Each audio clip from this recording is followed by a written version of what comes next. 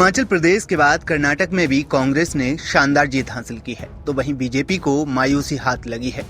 फिसड्डी साबित हुई बीजेपी अब हार पर मंथन कर रही है। कांग्रेस की जीत में उसकी मुफ्त स्कीमों का बहुत बड़ा हाथ माना जा रहा है।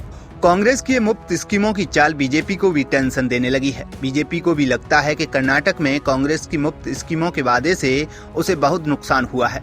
बता दें कि कर्नाटक में कांग्रेस ने घर की एक महिला मुखिया को 2000 रुपए, हर परिवार को 200 यूनिट तक फ्री बिजली, सार्वजनिक वाहनों में महिलाओं को फ्री में यात्रा जैसी 5 गारंटी देने का वादा किया था, जिसका फायदा ये हुआ कि कर्नाटक में कांग्रेस ने बीजेपी को सत्ता से बाहर कर दिया।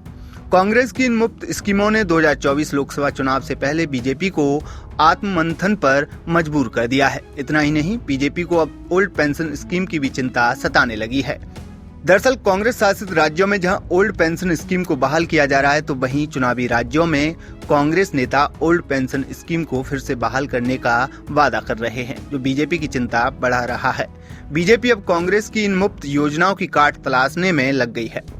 कर्नाटक से सबक लेते हुए बीजेपी अब नई रणनीति पर काम कर रही है। पार्टी को डर है कि कांग्रेस और विपक्ष की मुफ्त वाली स्कीमें उसे पीछे कर रही हैं। हालांकि ऐसा नहीं है कि कर्नाटक चुनाव में बीजेपी ने लोक लुभावन वादे नहीं किए थे, लेकिन औरों की तुलना में सभी को मुफ्त देने जैसी स्कीमों से परहेज किया था।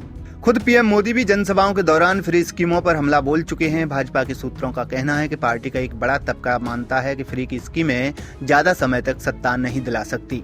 कर्नाटक चुनाव में भाजपा ने मुफ्त सिलेंडर की घोषणा की, लेकिन केवल त्योहारी सीजन के दौरान बीपीएल परिवार के लिए। कई विधानसभा चुनावों में घोषणा पत्रों का मसौदा तैयार करने में शामिल एक वरिष्ठ भाजपा नेता का कहना है कि मतदाता विपक्षी दलों को वोट देने के लिए मुफ्त की ऐसी घोषणाओं से ललचाते हैं, लेकिन केंद्र में सत्ताधारी दल एक नेशनल खिलाड़ी के रूप में खुद को बड़ी तस्वीर में देखती है, जो ऐसे लोक लुभावन वादों से परे है। 2019 लोकसभा चुनाव से पहले भाजपा सभी किसानों के लिए पीएम किसान निधि उपलब्ध कराने जैसे कुछ सार्वभौमिक लाभों के साथ आई थी। ये तब हुआ जब कांग्रेस ने यूनिवर्सल बेसिक इनकम की वकालत की। राज्य विधानसभा चुनावों में उत्तर प्रदेश की तरह मुफ्त राशन योजना ने भाजपा को अपनी स्थिति मजबूत करने में मदद की। इसे तब पार्टी के नेताओं ने कोविड महामारी के बाद आवश्यक बताया था। बता दें कि इस साल के अंत में मध्य प्रदेश, छत्तीसगढ़ और राजस्थान में विधानसभा के चुनाव होने हैं। राजस्थान और छत्तीसगढ़ में कांग्रेस सरकार ने महंगाई राहत कैंप जैसे कई उपाय शुरू कर दिए हैं। तो वहीं छत्तीसगढ़ और मध्य प्रदेश में 2018 के विधानसभा चुनावों में भाजपा का केंद्रीय नेतृत्व कृषि ऋण माफी की घोषणा करने के लिए बहुत उत्सुक नहीं था, जैसा कि उसने उत्तर प्रदेश 2017 में दोनों राज्य इकाइयों के सुझावों के बाद किया था।